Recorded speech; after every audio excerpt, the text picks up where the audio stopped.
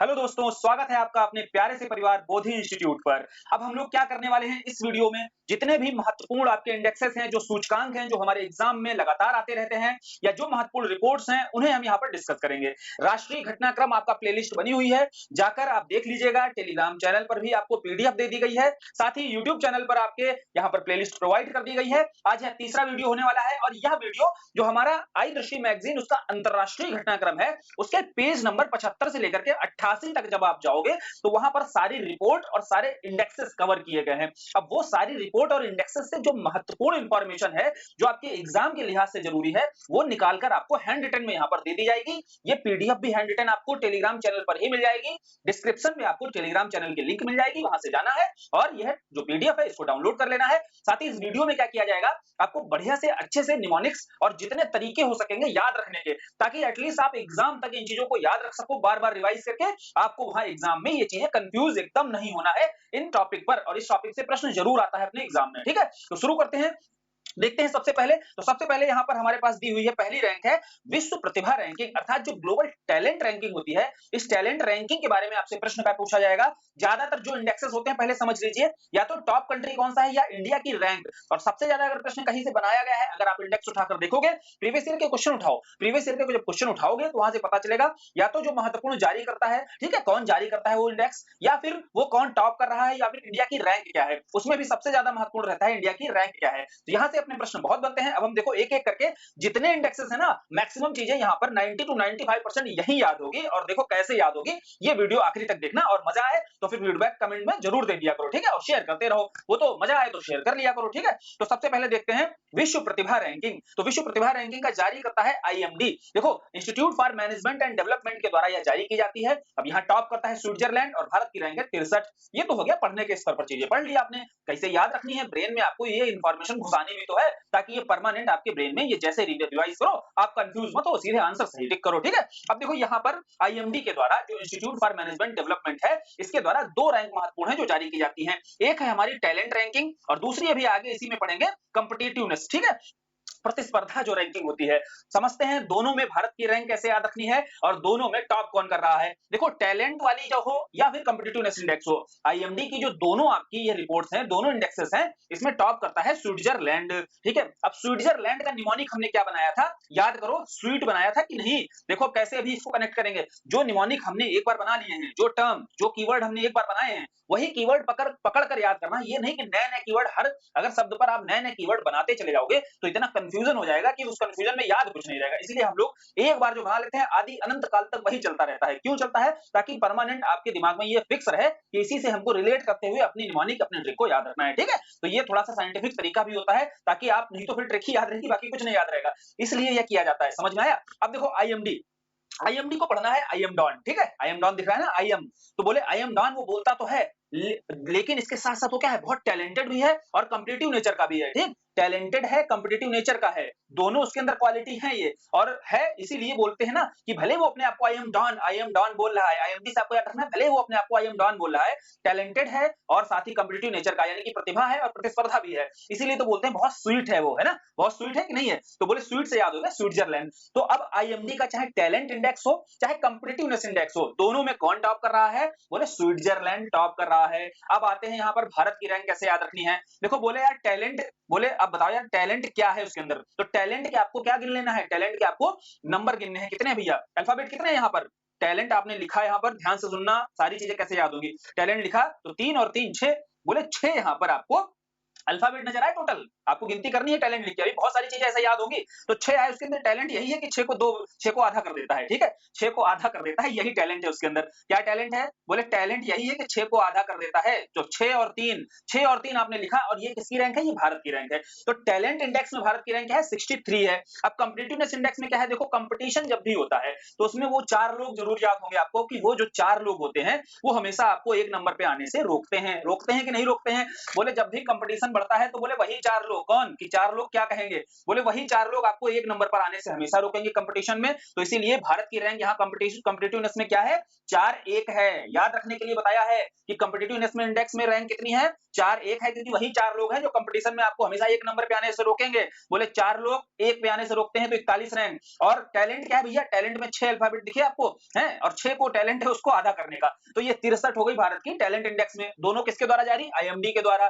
दोनों में टॉप कौन कर रहा है, बोले टैलेंटेड भी है, कंपटीशन भी कॉम्पिटिटिव नेचर का भी है, और बोलता है आई एम डॉन। तो बोले बड़ा स्वीट है यार, वो तो स्वीट से याद हो गया, स्विट्जरलैंड दोनों में ही टॉप कर रहा है। अब बताओ, यहीं से प्रश्न पूछेगा, दोनों या तो इंडेक्सेस देगा, इसका जारी करता है तो जारी करता आपको याद आ जाएगा, टैलेंट और कॉम्पिटिटिव नेचर देखोगे तुरंत याद आएगा, अच्छा ये तो वही आदमी है जो कह रहा था आई एम डॉन। तो बोले आईएमडी इसका जारी करता है, और बोले इसमें टॉप कर रहा था स्विट्जरलैंड। भारत की रैंक थी टैलेंट में 63, और यहां पर कॉम्पिटिटिवनेस इंडेक्स में भारत की रैंक है 41। सब याद, दो इंडेक्स एक साथ याद किए हमने। अब अगली पर चलते हैं। हाँ, जैसे यहां पर दिया हुआ है टैलेंट वाले में मंगोलिया जो है लास्ट है। बोलो ये देखो यार, जिसके अंदर टैलेंट नहीं होगा वो क्या करता है, गोल गोल घुमाएगा आपको। जहां भी देखना आपको, जहां टैलेंट नहीं होगा जिसके अंदर, गोल गोल घुमाएगा। गोल गोल से आपको याद हुआ, गोल से मंगोलिया, ठीक है, गोल से क्या याद कर लिया, मंगोलिया याद कर लिया। क्लियर, अगर लास्ट में पूछे इसका चांसेस कम रहता है वैसे। अगली भाई गिविंग रिपोर्ट। देखो गिविंग रिपोर्ट में क्या याद रखना है, गिविंग रिपोर्ट में इसका जारी जो प्रकाशक है कौन है, चैरिटी। गिविंग का मतलब ही क्या होता है, चैरिटी करना। तो ये तो बहुत आसान है, चैरिटी एंड फाउंडेशन, इसमें कुछ ट्रिक वगैरह जरूरत है नहीं, सीधा सीधा याद कर सकते हो। अब इसके बाद बात आती है सबसे ज्यादा उदार देश कौन सा, सबसे ज्यादा उदार मतलब दान करने वाला देश कौन सा बना है। देखो यहां पर गलती कैसे कराएगा, ध्यान रखो। सबसे ज्यादा अभी तक उदार जो देश था वो इंडोनेशिया रहता था, लेकिन इस बार की जो रिपोर्ट आई है 2025 की जो ये गिविंग रिपोर्ट है, इसमें अब इंडोनेशिया नहीं है, कौन है, नाइजीरिया है। तो बहुत ध्यान रखना है इस चीज को। नाइजीरिया जो कंट्री है, अफ्रीका का कंट्री है, इकोनॉमिकली इतना स्ट्रांग नहीं है, लेकिन वो गिविंग के मामले में, चैरिटी के मामले में टॉप कर रहा है यहाँ पर नाइजीरिया। ठीक है, समझ में आया। तो इसीलिए नाइजीरिया को फोकस होकर एकदम ध्यान से पढ़ना है कि इंडोनेशिया अब नहीं रहा है, ये याद रखना है। नाइजीरिया यहाँ पर वर्ल्ड गिविंग रिपोर्ट में सबसे उदार देश बन चुका है। फिर आती है यहाँ पर भारत की बात, बताओ भैया। भारत की अगर बात की जाए तो गिविंग का आपको जी लिखना है, ठीक है। अब जी का देखो अल्फाबेटिक वैल्यू ही पता होना चाहिए, रीजनिंग वगैरह लगाते हो कि नहीं। तो जी का क्या होता है, ए का 1 होता है, बी का 2, सी का 3, ऐसे ही डी का 4, है ना। ऐसे ही जी का क्या होता है भैया, जी का होता है 7, पता है कि नहीं। बोले हाँ, तो जी फॉर गिविंग और जी फॉर 7, नहीं तो जी 7 पता है कि नहीं। बोले हाँ, जी 7 भी पता है। तो बोले जी का जो वैल्यू होता है वो 7 होता है, या जी 7 भी हमें पता है। तो इसीलिए जी फॉर होता है क्या, गिविंग। जी फॉर क्या होता है, गिविंग। तो गिविंग रिपोर्ट में भारत की रैंक क्या है, 7। और भारत के साथ और कौन कौन है, कतर और यूएई। यानी कि भारत की रैंक कतर यूएई के साथ कितनी है, 7 है। तो भारत की गिविंग रिपोर्ट के मामले में, गिविंग जैसे रिपोर्ट देखोगे, गिविंग रिपोर्ट से आपको तुरंत दिमाग में गूंजेगा, यहाँ पर बताया गया था गिविंग से आपका जी निकाला और जी 7 होता है, तो भारत की रैंक कितनी है, जी 7 में भारत की रैंक 7 है। क्लियर हुआ, समझ में आया। और यहाँ 7वीं रैंक भारत की क्यों पढ़नी जरूरी है, क्योंकि पिछली बार जब गिविंग रिपोर्ट आई तो वहां भारत की रैंक 26वीं आई थी। 26 से सीधी उछाल मारी है, भारत ने 7वें स्थान पे आया है। और यहाँ केवल वही इंफॉर्मेशन हम लोग करेंगे डिस्कस। हैंड रिटन देने का मतलब यही है कि उस मैगजीन से वही चीजें निकाल दी गई हैं आपके लिए जो चीजें एग्जाम के लिहाज से महत्वपूर्ण है, जहां से एग्जाम में क्वेश्चन बनता नहीं, तो कचरा बहुत ज्यादा दिया हुआ है यहाँ पर। ठीक, अब आगे चलते हैं अगली पर। शांति सूचकांक, इसको शॉर्ट में भी देखा होगा आपने। देखो शांति सूचकांक का जारी करता कौन है, institute for economic and peace. अब भैया पीस यहाँ पर आ रहा है और पीस इंडेक्स है, तो याद करना है ही नहीं इसमें कुछ। अब आते हैं सबसे शांतिपूर्ण देश, इसको हमेशा हम बनाते हैं कैसे, आइसलैंड। कैसे, देखो जब दूर दूर तक कहीं आइलैंड पर आइस ही आइस नजर आएगी तो वहां पर उस क्षेत्र में क्या होगी, शांति ही शांति होगी। बोले दूर दूर तक आइस ही आइस नजर आ रही है, तो आइस से याद कर लिया हमने आइसलैंड को। तो पीस इंडेक्स में आइसलैंड टॉप कर रहा है। इसके बाद में देखो सबसे ज्यादा अशांत क्षेत्र कौन सा रहा है, तो बेहद आसान है, रशिया यूक्रेन वॉर चल रहा था, इसलिए रूस का जो क्षेत्र है ये अपने आप में सबसे इस बार इस इंडेक्स के अंतर्गत, पीस इंडेक्स में सबसे अशांत देश रहा है। कारण यही रूस यूक्रेन युद्ध को बताया गया है। फिर भारत की रैंक, सबसे महत्वपूर्ण काम होता है भारत की रैंक को याद करना। देखो भैया भारत की रैंक याद करने का तरीका क्या है, दो व्यक्ति थे ऐसे हमने खड़े किए, दो व्यक्ति, ठीक है, चाहे इनके मुंह बना लो चाहे कुछ भी कर लो, इसको एक समझो, एक व्यक्ति यह था और एक व्यक्ति और था। अब दोनों के बीच में झगड़ा हो रहा था, मान लो इनके बीच में शांति स्थापित करानी है। तो बोले शांति स्थापित करानी है, क्या स्थापित करानी है, बोले पीस स्थापित करानी है। तो पीस में जो है आपके डिजिट कितने हैं, पीस में अल्फाबेट कितने हैं, बोले पीस में 5 है। तो बोले बस पीस दे दो इनको, है ना, पीस दे दो मतलब 5 दे दो इनको। तो एक एक जो लड़ रहे थे आपस में, इनके बीच पीस स्थापित करना है। तो भैया एक एक को क्या कर दो, 5 दे दो, पीस दे दो। ठीक है, समझो एक एक को 5 पीस दे दो। पीस को हमने न्यूमेरिक में चेंज कर लिया है, ठीक, पीस को हमने न्यूमेरिक डिजिट में चेंज कर लिया, पीस लिखा आपने और पीस के काउंट कर लिया, अल्फाबेट कितने हैं, 5 हैं। तो एक एक व्यक्ति थे, इनको हमने 5 मतलब पीस दे दिया, तो 115 ये भारत की रैंक आ गई। तो पीस इंडेक्स में भारत की रैंक कितनी है, 115 है। और यही पीस इंडेक्स में कौन सा टॉप कर रहा है, आइसलैंड, क्योंकि दूर दूर तक आइस है तो पीस ही पीस है। ठीक, समझ में आया, सारी चीजें याद हो रही हैं। रिवाइज जब करेंगे, आप रिवाइज करेंगे, अभी हम लोग भी एक बार रिवाइज कर लेंगे, खटाखट याद होगी, कुछ भी यहाँ पर बचेगा नहीं, एकदम एक भी इंडेक्स ऐसा कुछ भी नहीं बचेगा जहां पर आपको चीजें याद ना हो या रिलेट ना हो, ठीक है। अगली देखते हैं लिवेबिलिटी, ठीक है। अब लिवेबिलिटी जो इंडेक्स है, इस इंडेक्स को जारी कौन कर रहा है, तो ईआईयू जारी कर रहा है, इकोनॉमिस्ट इंटेलिजेंस यूनिट। देखो रहने योग्य देखा जाता है, कौन सा शहर है रहने योग्य, ठीक है। तो उसमें रहने योग्य इकोनॉमिक इंटेलिजेंस, जो अपने इकोनॉमी मतलब पैसा समझ लो, उसको इंटेलिजेंस के साथ यूज करेगा, वहीं पर जहां खर्च करेगा वहीं पर आपका जो लिवेबिलिटी इंडेक्स है इसमें वो टॉप करेगा, ठीक है। तो इसमें देखो शीर्ष स्थान पर कौन है, तो शीर्ष स्थान पर कोपेनहेगन है। कैसे याद रखना है, कोपेन, पेन मतलब कोई पेन ना हो, जिस शहर में रहने पर कोई पेन ना हो वो शहर कैसा होगा, कोपेन क्या है, कोई पेन ना हो। बोले जिस शहर में रहने पर कोई पेन ना हो वो रहने रहने योग्य सबसे ज्यादा शहर हो जाएगा। तो कोपेनहेगन आपका याद हो गया, यहाँ पर सबसे बेहतरीन शहर है इस इंडेक्स में। अब सबसे खराब कौन सा होगा, बोले दमिश्क। इसको कैसे याद रखोगे, जहां रहने पे दम निकल जाए, ठीक है, दम घुट जाए। बोले जहां निकलने पर दम घुट जाए, दम से याद कर लिया हमने दमिश्क को। क्लियर, समझ में आया। अब आते हैं सबसे ज्यादा सुधार करने वाला, तो सऊदी अरब का अलखोबर रहा है, और सबसे ज्यादा सुधार करने में अलखोबर है। और अगर रैंक पूछा जाए तो रैंक कैटगिरी करके, कैटगिरी, ठीक है, कैमगिरी या कैटगिरी, ठीक, ध्यान से देख लेना। कनाडा का यह शहर है जहां रैंक सबसे खराब जिसकी आई है। क्लियर, गिरी से गरी याद रख लेना आप इसको। अब आगे बढ़ते हैं, लिवेबिलिटी देख लिया हमने, इसमें देख लिया कोपेनहेगन कोई पेन नहीं, और दम घुटता है जहां पर दमिश्क, ये दो सबसे ज्यादा चांसेस हैं पूछे जाने के। फिर है प्रतिस्पर्धा, इसको हमने याद किया था। देखो प्रतिस्पर्धा रैंकिंग जो है, इसमें देखो स्विट्जरलैंड ने टॉप किया है, और भारत की रैंक क्या है, यहाँ पर 41 भारत की रैंक आई है। अब एनर्जी एफिशिएंसी वाला देखते हैं, वो तो हम पढ़ चुके हैं। एनर्जी एफिशिएंसी वाला देखो क्या है, इसका जारीकर्ता कौन है, वर्ल्ड इकोनॉमिक फोरम है, फोरम, वर्ल्ड इकोनॉमिक फोरम। देखो कैसे याद रखोगे एनर्जी एफिशिएंसी को, WEF लिखना है, तो WEF तो वर्ल्ड इकोनॉमिक फोरम होता है, लेकिन यहाँ एक चीज याद रखनी, इस ई का मतलब क्या है भैया, इस ई का मतलब आप याद रखो एनर्जी भी हो सकता है। ई का मतलब अगर आपका इकोनॉमिक फोरम है तो ई का मतलब एनर्जी भी तो हो सकता है, और ये EF का मतलब क्या हो सकता है, बोले EF का मतलब एफिशिएंसी हो सकता है, हो सकता है कि नहीं, तो बोले हाँ। तो WEF लिखा आपने, तो ई से याद आया आपको एनर्जी, और ये EF अगर एक साथ ले लिया तो हो गया एफिशिएंसी। तो इससे हमने याद कर लिया एनर्जी एफिशिएंसी जो इंडेक्स है वो कौन जारी करता है, WEF। अब वहां वर्ल्ड बैंक दिया होगा ना, IMF दिया होगा, ये सब दिया होगा, कंफ्यूज नहीं हो गया आप। एनर्जी एफिशिएंसी जैसे आएगा तुरंत WEF आप देखोगे, तुरंत क्लियर हो जाएगा दिमाग कि भैया ये बताया गया था।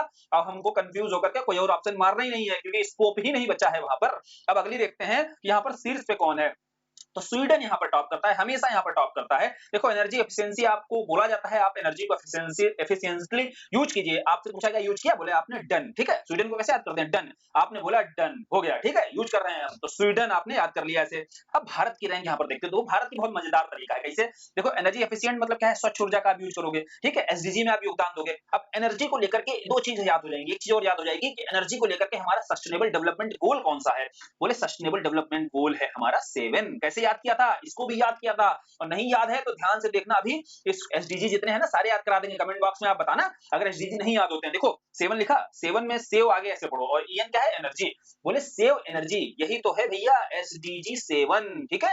SDG 7 किसके लिए है आपका, save energy, energy efficiently use करने के लिए। तो बोले 7 से आपको ये याद हो गया। अब बोले एनर्जी एफिशिएंट में आपको 7 लिखना है, और उसको बेहतर तरीके से यूज करना है, यानी कि उसमें 1 नंबर काम करना है आपको। 7 लिखा आपने एनर्जी एफिशिएंटी में, और उसमें 1 नंबर काम करना है, तो ये भारत की रैंक आ गई। क्या है भैया, 71 भारत की रैंक है। इस बार रैंक याद रखनी है, तो इसे याद रखो। एनर्जी एफिशिएंसी में क्या है भैया, एनर्जी एफिशिएंसी मतलब SDG में आपका कौन सा है, 7, और इसमें 1 नंबर काम करना है भारत को, तो 71 इसीलिए भारत की रैंक है यहाँ पर। और कांगो जो है सबसे खराब स्थिति है एनर्जी एफिशिएंट के मामले में। क्लियर हुआ, एनर्जी एफिशिएंसी का याद, जारी करता याद हुआ, बोले हाँ याद हुआ, और जारी करता के साथ भारत की रैंक याद हुई, बोले हाँ बिल्कुल याद हुई। कितनी भैया, एनर्जी के मामले में SDG 7 है हमारा, तो 7 लिखा, और 1 नंबर काम करना है तो आगे 1 लिखा, 71 हो गई भारत की रैंक। कतई कठिन है, नहीं कठिन है ना, नहीं कठिन है तो फिर भेजो, फिर है ना, वीडियो बीच में पॉज किया करो, मजा आ जाया करो तो फिर भेज दिया करो, ठीक है, और फीडबैक वगैरह अपना देते रहा करो कि मजा आ रहा है कि नहीं आ रहा है। अब अगले आते हैं विश्व प्रेस स्वतंत्रता सूचकांक। देखो प्रेस फ्रीडम की बात की गई यहाँ पर।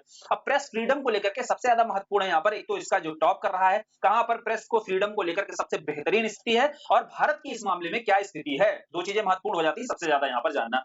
तो प्रेस फ्रीडम को लेकर के हमने पढ़ा था कि प्रेस को लेकर के अगर प्रेस बढ़िया से फ्री रखी जाएगी तो वहां कोई ना रोवे, ठीक है। नार्वे का क्या बनाया हमने, ना रोवे, कोई नागरिक ना रोवे, तो बोले जहां कोई ना रोवे तो वहीं पर प्रेस को फ्रीडम सबसे बेहतरीन मिलती है। तो नार्वे क्या है यहाँ पर, प्रेस फ्रीडम के मामले में टॉप करता है हमेशा।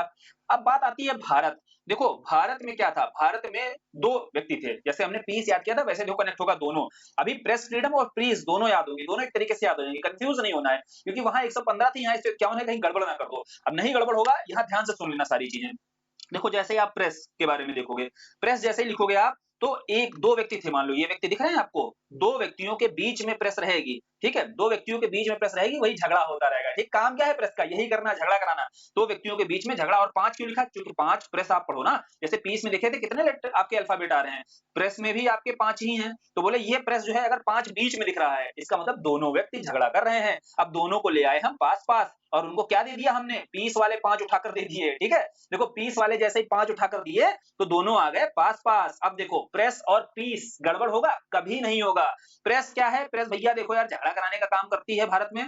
तो बोले 2 व्यक्ति थे, उनके बीच में प्रेस आपको दिखेगी पक्का। प्रेस दिखेगी मतलब उसकी न्यूमेरिक डिजिट कितनी है? 5। तो 151 क्या है ये? प्रेस की हो गई रैंक। अब उसके बाद में पूछा जाएगा पीस की, तो पीस में बताओ भैया, पीस में जो है आपका झगड़ा खत्म हुआ, मतलब 5 जो है वो भी उसकी न्यूमेरिक न्यूमेरिक वैल्यू उसकी भी 5 है। उसको आपको एक-एक पास ले आए, पास ला करके आपने 5 पीस वाले दे दिए। तो ये 151 किसमें? प्रेस फ्रीडम में रैंक है भारत की, और 115 किसमें है? पीस इंडेक्स में रैंक है। कतई कन्फ्यूजन नहीं, बिल्कुल क्लियर।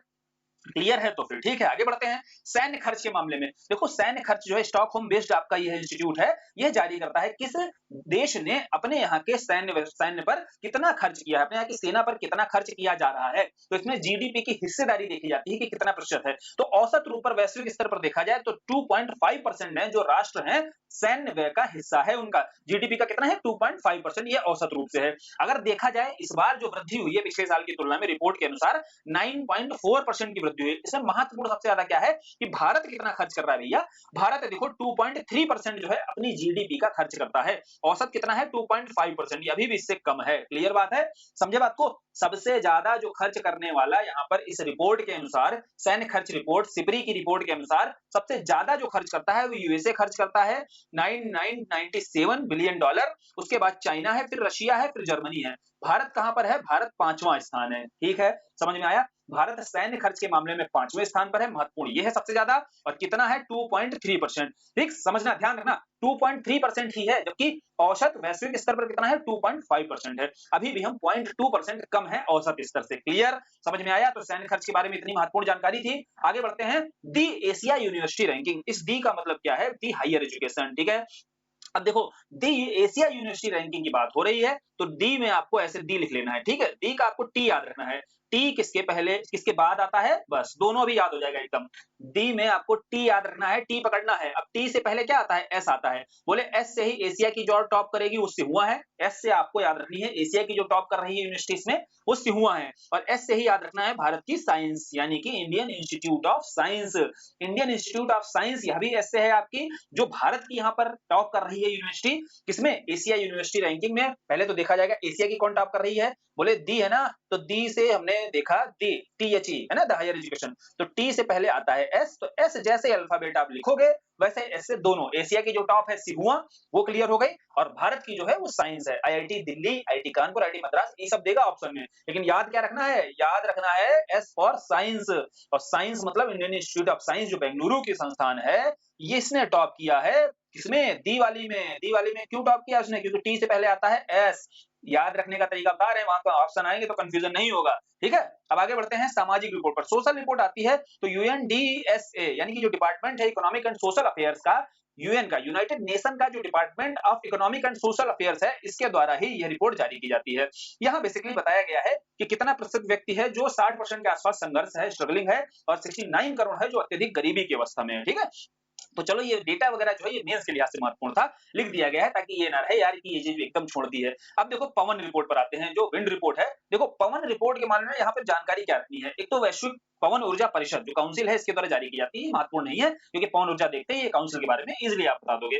फिर जो महत्वपूर्ण चीज है कि अभी वैश्विक स्तर पर जो पवन ऊर्जा है इसकी स्थापित क्षमता कितनी कितनी कैपेसिटी है? तो 1136, जो 1136 गीगावाट है, ये वैश्विक स्तर पर अभी तक स्थापित क्षमता है पवन ऊर्जा के मामले में। हम रिन्यूएबल एनर्जी में भी पवन ऊर्जा के बारे में स्थिति देख रहे हैं यहाँ पर। अब पवन ऊर्जा में 1136 गीगावाट अभी वर्तमान स्थिति है, जिसमें भारत की वर्तमान स्थिति क्षमता कितनी है? 52 गीगावाट। भारत की क्या है? सौर ऊर्जा के बाद अगर दूसरी कोई विद्युत उत्पादन के मामले में कोई क्षमता स्थापित करता है तो वो पवन ऊर्जा है, और उस पवन ऊर्जा में भारत की स्थिति अभी 52 गीगावाट है। क्लियर हुआ? अब बात करते हैं यहाँ पर रैंकिंग देखते हैं, क्योंकि रैंकिंग के मामले में यहाँ पर प्रश्न जरूर आएगा। रिन्यूएबल एनर्जी के मामले में तो हम चौथे स्थान पर हैं। ठीक है, रिन्यूएबल एनर्जी के मामले में भारत की स्थिति क्या है? चौथे स्थान पर है। अब इसमें पवन ऊर्जा और सौर ऊर्जा में देखते हैं अलग-अलग स्थिति क्या है। तो सौर ऊर्जा में तीसरी है, पवन ऊर्जा में चौथी है। ये तो हो गया तीसरी चौथी, वहां चौथी तीसरी हो जाएगा, पता नहीं चलेगा। तो अब हम सौर ऊर्जा का कभी नहीं भूलेंगे, ध्यान से सुनना। सौर ऊर्जा मतलब सूर्य से विद्युत, है ना? सोलर एनर्जी का मतलब क्या है? सूर्य से। तो सन लिखा आपने, सन में कितने अल्फाबेट? बोले 3, तो 3 है, मतलब भारत की रैंक कितनी? 3 यहाँ पर, कभी भूलोगे? अब उसके बाद पवन में देखा, बोले पवन को लिखा विंड, विंड में कितने? बोले 4, तो भारत की रैंक कितनी? 4, समझे? सन में कितने हैं? SUN 3 है ना, तो 3 अल्फाबेट मतलब भारत की रैंक सौर ऊर्जा में 3, और विंड में हमने देखा 4, तो भारत की रैंक कितनी? 4, और यही जो 4 है, यही रिन्यूएबल में भी हमारी स्थिति है। क्लियर हुआ? कंफ्यूजन खत्म। अब सौर ऊर्जा में कोई नींद भी उठाएगा, सौर ऊर्जा एस सन की बात हो रही ना, SUN मतलब तीसरा स्थान है इसमें। चौथा गलती से ही मारोगे, नहीं मारोगे। विंड में आपसे पूछा जाए तो नींद भी मारोगे, विंड में 4 है अल्फाबेट, बोले चौथा है। ठीक, ये भी एग्जाम तक के लिए तो कम से कम याद रखो, आगे चेंज नहीं होगा तो फिर आगे हिसाब से देख लिया जाएगा। क्लियर? अब देखते हैं बौद्धिक संपदा सूचकांक। देखो भैया, बौद्धिक संपदा सूचकांक के साथ में इनोवेशन इंडेक्स, आगे नवाचार सूचकांक भी है, उसके साथ पढ़ेंगे, ठीक है, विपो के द्वारा, और ये GIPC global innovation policy centre के द्वारा जारी किया जाता है। अब इंटेलेक्चुअल प्रॉपर्टी जो आपका इंडेक्स है और जो इनोवेशन इंडेक्स है, ठीक है, ग्लोबल इनोवेशन इंडेक्स, तो दोनों को साथ-साथ पढ़ेंगे। कोई भैया इनोवेशन करोगे तभी तो आपको क्या होता है, तभी आपको क्या होगा, इंटेलेक्चुअल प्रॉपर्टी राइट मिलता है। ठीक, अब इंटेलेक्चुअल प्रॉपर्टी राइट मिलता है जब आप कोई इनोवेशन करोगे। तो बोले देखो, इनोवेशन के मामले में कम से कम आपको पता होना चाहिए भारत की रैंक, इसमें दोनों में देखो भारत की रैंक सबसे ज्यादा महत्वपूर्ण है। तो इनोवेशन के मामले में देखो, नवाचार जब हम पढ़ते हैं तो नवाचार में 4 आ रहा है कि नहीं आ रहा है? बोले नवाचार, 4 पर फोकस ज्यादा करो। कैसे बोल रहा है? नवाचार। ठीक है, अब 4 पर फोकस करना है तो बोले 4 जीरो, पहले पिछली बार रैंक थी इसकी, लेकिन एक कम हो गई है, कितनी है? 39, 39 हो चुकी है। पहले तो हमने याद किया था 4 जीरो करके ना, नवाचार को 4 लिखा था, जीरो लगा दिया था, 40 रैंक थी। लेकिन अब क्या हो गया है, इस बार जो इंडेक्स आया है नवाचार इंडेक्स, अभी आगे दिया हुआ है इसमें, तो जो इनोवेशन इंडेक्स आया हुआ है, तो इसको नवाचार को 4 पढ़ना है फोकस करके, और इसके आगे जीरो मतलब -1 अब हो चुकी है, एक जो है बेहतर हो गई है रैंक, तो 39 हो चुकी है। लेकिन अभी 4 छूटेगा नहीं, क्यों नहीं छूटेगा? क्योंकि इसी में जोड़ देना है 4, नवाचार वाला 4, बोले हम यहाँ 4 जोड़ेंगे 39 में, तो हमारी इंटेलेक्चुअल जो प्रॉपर्टी है, वो इंडेक्स उसमें आ जाएगी रैंक कितनी? 39 में से 4 जोड़ो, यानी कि नवाचार किया, अब नवाचार में वही 4 उठाकर जोड़ दो, तो ये इंटेलेक्चुअल प्रॉपर्टी राइट उसको मिल जाता है ना। आप कोई भी अगर इनोवेशन करते हो तो आपको उस पर क्या चाहिए होता है? अपने इनोवेशन पर इंटेलेक्चुअल प्रॉपर्टी राइट चाहिए होता है। बोले ठीक है, हमारा जो नवाचार है 39 हमारी रैंक है, वहां पर हमने याद कर ली। अब इसमें नवाचार है हमारा, तो 4 जोड़ दो इसमें, तो वही इंटेलेक्चुअल प्रॉपर्टी हमारा इंडेक्स में रैंक आ जाएगी। कितनी आ जाएगी? 43 आ जाएगी। हुआ क्लियर? काहे बताया गया? ये यही के मारे बताया गया है कि आपको कम से कम दोनों रैंक याद हो जाए। जैसे नवाचार आएगा तो आपको वहां याद आ जाएगा कि 39 रैंक है, और जैसे ही आपके पास इंटेलेक्चुअल प्रॉपर्टी राइट आएगा, तुरंत आपको नवाचार से, इनोवेशन से, क्योंकि इंटेलेक्चुअल प्रॉपर्टी मिलता किस पे है? आपके इनोवेशन पे मिलता है। इसको तो इकोनॉमी में पढ़ा होगा ना, तो इकोनॉमी के अंतर्गत आपको ये समझ में आ रहा होगा कि इंटेलेक्चुअल प्रॉपर्टी, आपकी जो इंटेलेक्चुअल प्रॉपर्टी है, कोई इंटेलेक्ट प्रॉपर्टी है, उस पर आपके पास ही कॉपीराइट होना चाहिए। ठीक है, तो उस पर आपके पास ही ट्रेडमार्क उसका होना चाहिए। तो यही है आपका इंटेलेक्चुअल प्रॉपर्टी, बौद्धिक संपदा। इस मामले में व्यक्ति जितना जागरूक होता जाता है, उतना ही ज्यादा, जितना ज्यादा डेवलप्ड कंट्री रहेगा, उतनी ज्यादा इस मामले में इंटेलेक्चुअल प्रॉपर्टी को लेकर के जागरूकता रहती है। और इसीलिए देखो, सबसे ज्यादा डेवलप्ड जो है आपका अभी यूएसए, तो इंटेलेक्चुअल प्रॉपर्टी इंडेक्स में टॉप कौन कर रहा है? यूएसए कर रहा है। और इनोवेशन के मामले में ऐसे अब नींद से भी पूछेगा तो कितनी है? 39, और नवाचार आपका 4 जोड़ना है, तो ये 43 किसमें है? इंटेलेक्चुअल प्रॉपर्टी इंडेक्स के मामले में। क्लियर? समझ में आया? दोनों में भारत की रैंक क्लियर हो गई। अब आगे बढ़ते हैं, अगला देखते हैं अपना इंडेक्स कौन सा है। अगला इंडेक्स कौन सा है हमारे पास? वर्ल्ड हैप्पीनेस रिपोर्ट या वर्ल्ड हैप्पीनेस इंडेक्स। अब देखो यार, ये जारी किसके द्वारा किया जाता है? यूएनएचडीएसएन के द्वारा जारी किया जाता है। ठीक है, सस्टेनेबल डेवलपमेंट है, तो इसके द्वारा आपका यूएन का यह वर्ल्ड हैप्पीनेस, यानी कि कितना खुश है, कौन सा देश कितना खुश है। अब इसको याद रखने का बहुत बढ़िया तरीका रहता है, फिनलैंड ही हमेशा टॉप करता है। ठीक, हैप्पीनेस इंडेक्स में हमेशा टॉप करता है फिनलैंड, और फिनलैंड को हम कैसे पढ़ते हैं? फनलैंड। ठीक, हमेशा ऐसे ही पढ़ते हैं एकदम, इसलिए कंफ्यूजन नहीं होगा। फिनलैंड को पढ़ते हैं फनलैंड। अब बोले जहां पर जो फनलैंड ही है वो क्या होगा? वो हैप्पी होगा कि नहीं? बोले जो फनलैंड ही है वो तो हैप्पी होगा। तो फनलैंड से फिनलैंड याद किया, और ये हैप्पीनेस इंडेक्स में हमेशा टॉप पे रहता है। अब बात करते हैं भारत की क्या रैंक है, ये बदलती रहती है ना। तो अभी वर्तमान समय की जो रिपोर्ट है 2025 की हैप्पीनेस रिपोर्ट, इसमें भारत की क्या रैंक रही है, ये महत्वपूर्ण हो जाता है जानना। देखो सबसे बढ़िया क्या है, पहले तो रैंक देख लो कितनी है, 118 है। 118 है, बोले 2 व्यक्ति थे, बोले इनको हैप्पी करना है, देखो पीस देनी है इनको, जब इनको शांति इनके बीच रखनी है तो बोले 5 दे दो इनको उठा करके पीस के।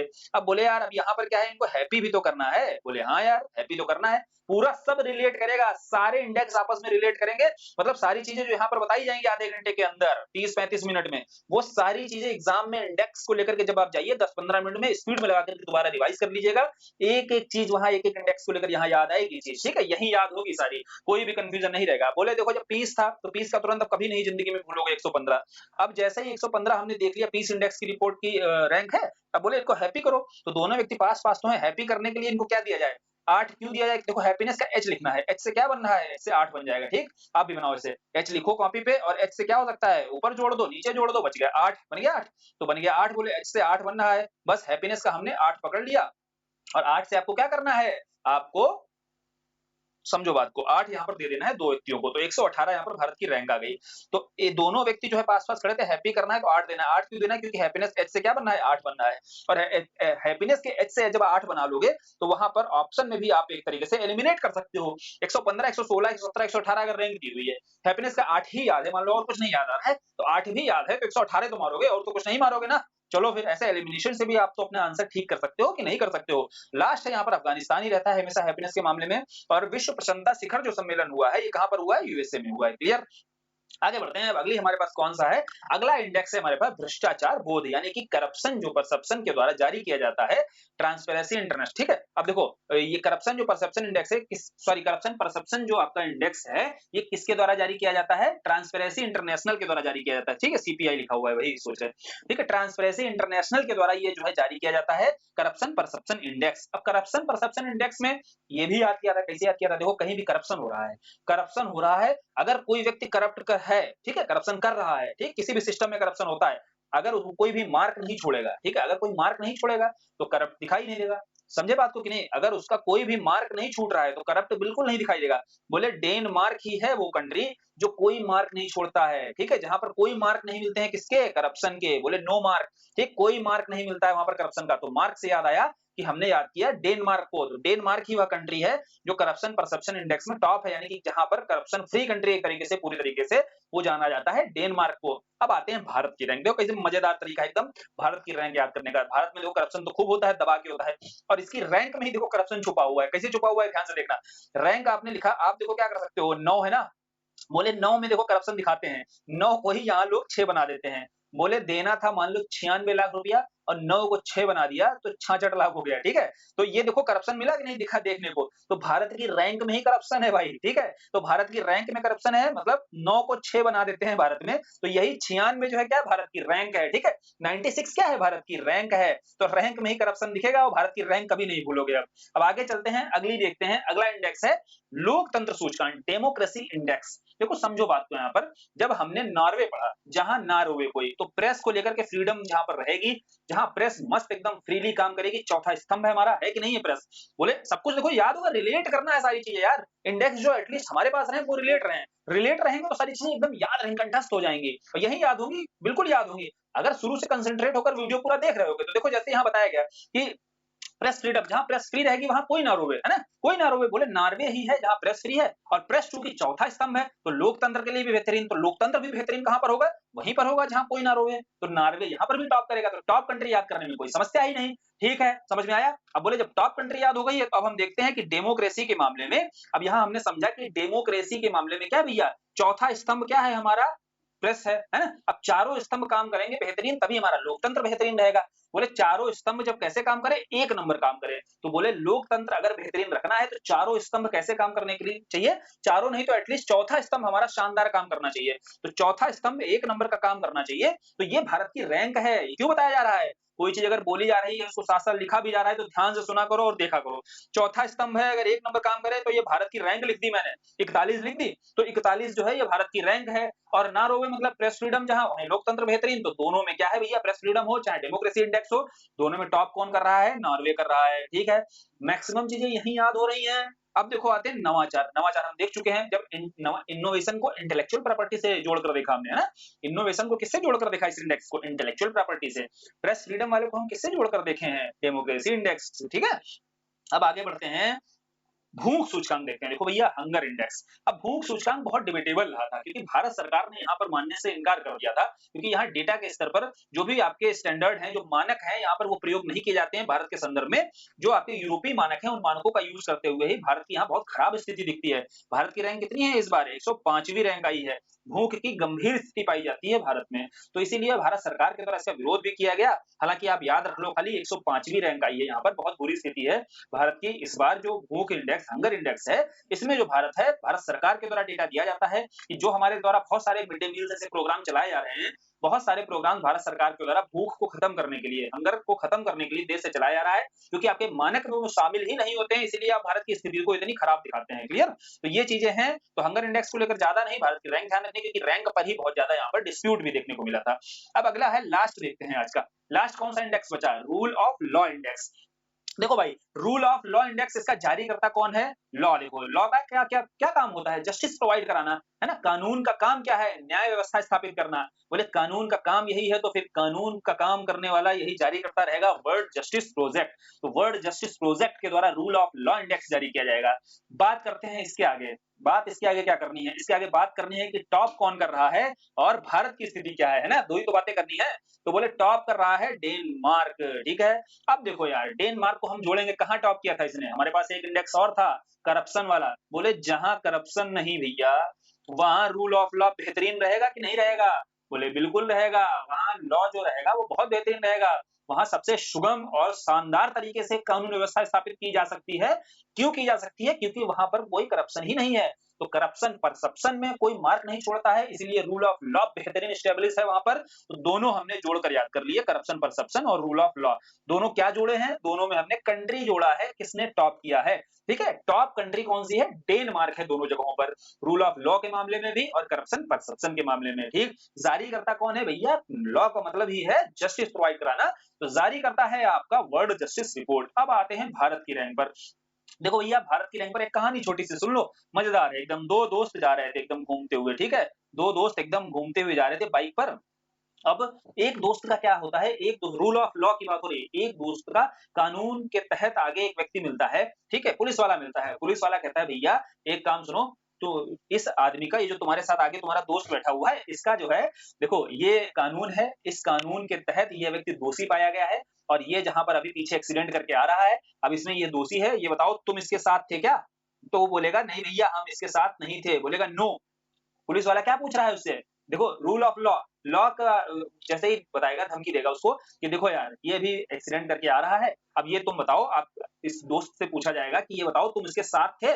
बोले साथ थे क्या? साथ से, साथ को हम कैसे साथ पढ़ते हैं ना हमेशा, तो बोले साथ थे। बोलेगा नो। नो को क्या है? नो। नो को कैसे पढ़ते हैं? नो पढ़ते हैं कि नहीं? तो जैसे ही उससे पूछा जाएगा तुम साथ थे, बोलेगा नो। तो जैसे लॉ का डर दिखाया जाएगा, जैसे कानून का डर दिखाया जाता है किसी व्यक्ति को। दो व्यक्ति जा रहे थे, एक से कानून का, एक को कानून का डर दिखाया गया, पूछा गया तुम साथ थे? बोले साथ थे। बोले नो। तुरंत भागता है कि नहीं छोड़ करके? साथ छोड़ के तुरंत भाग जाएगा। तो बोल देगा तुरंत नो। तो सात और नो क्या है भैया? सात थे। बोले नो। तो सात और नो हमने याद कर लिया। रूल ऑफ लॉ जो इंडेक्स है, इसमें भारत की रैंक है 79। कितनी रैंक है भैया? 79। सात और नो, जैसे सात है, सात सात दिखता है इसमें, नौ से नो दिखता है, तो बस सात से सात, सात और नो, इसी से ही तो एक कहानी बनानी थी हमें। इससे कहानी इसलिए बनाई क्योंकि इसको हम देखते ही ऐसे हैं, जब इसको हम देख रहे हैं ऐसे हैं, तो इससे कहानी जोड़ ली, जोड़ने के साथ ही हमें भारत की रैंक याद हो गई। क्लियर? सारे एक बार एकदम स्पीड से रिवाइज कर लें, क्योंकि जितने थे ना इंडेक्स और रिपोर्ट, जितनी महत्वपूर्ण थी, वो ज्यादातर मैक्सिमम हमने यहाँ कवर कर ली है। पेज नंबर जाना 75 से 88 तक, 75 से 88 तक की चीजें देखना, एकदम आपके दिमाग में घुस चुकी होंगी। ठीक है, चाहो तो पेज फाड़ देना उसके, खैर पेज फाड़ना नहीं, इसका जो पीडीएफ है वो टेलीग्राम पर डिस्क्रिप्शन पर लिंक होगी, वहां पर मिल जाएगी। एक साथ स्पीड में रिवाइज करते हैं। जैसे टैलेंट वाले में हमने देखा आईएमडी, आई एम डॉन बोला, और टैलेंट है और कॉम्पिटिटिव नेचर का भी है, तो इस मामले में बहुत स्वीट है वो। ठीक है, साथ ही भारत में क्या टैलेंट है? यही है, 6 का आधा बना देता है, तो 63 है। कॉम्पिटिटिव है, तो बोले भैया प्रतिस्पर्धा के मामले में आज वो 4 लोग हैं जो 1 नंबर पे आने से कभी नहीं आपको आने देंगे, तो 4 और 1 41 भारत की रैंक थी। ठीक है, गोल गोल घुमाए, टैलेंट नहीं, मंगोलिया।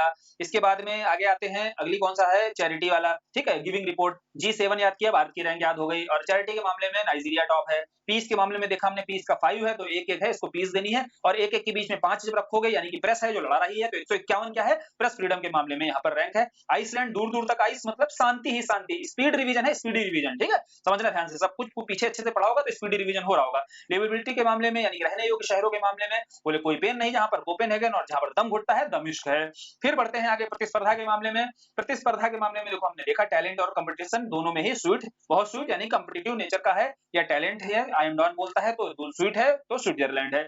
अब एनर्जी एफिशिएंसी WEF है ना, E for energy, EF for efficiency, और साथ ही साथ इसमें डन बोले एफिशिएंटली यूज कर रहे हो ना एनर्जी का, बोले डन, ठीक। और भारत की क्या है भैया, SDG 7 है, और एक नंबर काम करना है 71 है रैंक। प्रेस फ्रीडम में हम देख चुके हैं 151 है यहाँ पर, और प्रेस फ्रीडम जहां पर होगी, यहाँ समझो वहां ना रोके कोई भी, तो नॉर्वे यहाँ पर टॉप कर रहा है। और सैन्य खर्च में हमने देख लिया है भारत जो है औसत से 0.2 कम है, 2.3% खर्च कर रहा है। टी से पहले एस आता है, सिहुआ एंड साइंस। क्लियर, देखो रिवीजन कितनी स्पीड में होता है, 5 मिनट में रिवीजन हो सकता है अगर अच्छे से वीडियो आधे घंटे का आपने देख लिया।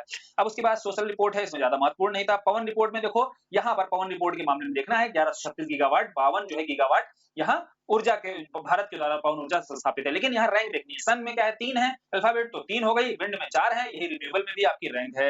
इंटेलेक्चुअल प्रॉपर्टी को इनोवेशन से देखा था, इनोवेशन में 40 से कम हो चुकी है तो 39 है, और नवा 4 का 4 जोड़ देना है तो इंटेलेक्चुअल प्रॉपर्टी में 43 रैंक हो जाएगी। इंटेलेक्चुअल प्रॉपर्टी में टॉप कौन कर रहा है भैया, यूएसए टॉप कर रहा है। फिर आते हैं हैप्पीनेस में, फन है, हैप्पीनेस में फन है तो फनलैंड है, और भारत की रैंक क्या है, एक एक व्यक्ति पास आ गए, इनके बीच में हैप्पीनेस देनी है तो H को 8 बना सकते थे तो 118 हो गई। करप्शन में क्या भैया, करप्शन में कोई मार्क नहीं छोड़ता है तो डेनमार्क है, ठीक है। भारत की रैंक क्या भैया, करप्शन के मामले में 9 का 6 बना रहे थे, यही सबसे बड़ा करप्शन दिख गया था, रैंक में 96 है। लोकतंत्र डेमोक्रेसी में देखो चौथा स्तंभ 1 नंबर काम करे तो डेमोक्रेसी बेहतरीन, चौथा मतलब 4 लिखा स्तंभ 1 नंबर काम करे तो 41 भारत की रैंक हो गई। और टॉप कौन कर रहा था, जहां प्रेस फ्रीडम है यानी कि डेनमार्क, और लोकतंत्र में भी वही रहेगा क्योंकि जहां पर प्रेस को अच्छे से फ्री रखा जाएगा वहां लोकतंत्र बेहतरीन होगा। क्लियर। अब फिर उसके बाद में नवाचार हमने देख लिया है, नवाचार में भी स्विट्जरलैंड देखो टॉप कर रहा है। हंगर में हमें रैंक केवल भारत की आदत नहीं, 105वीं है, डिस्प्यूटेड है। रूल ऑफ लॉ में क्या है, बोले लॉ कानून का डर दिखाया जाएगा, बोले 7 हो, बोले 9 तो 7 से 7 आपको 7 हो, बोले 9, 7 और 9 ये भारत की रैंक है। और डेनमार्क जो है यहाँ पर भी टॉप करेगा क्योंकि इसको करप्शन से जोड़ना है, करप्शन परसेप्शन में जो बेहतरीन, जहां कोई करप्शन नहीं वहां रूल ऑफ लॉ अच्छा एस्टेब्लिश। अब हो गया पूरा तैयार, अगले 4 से 5 मिनट लास्ट का क्या लिया हमने, रिवीजन लिया।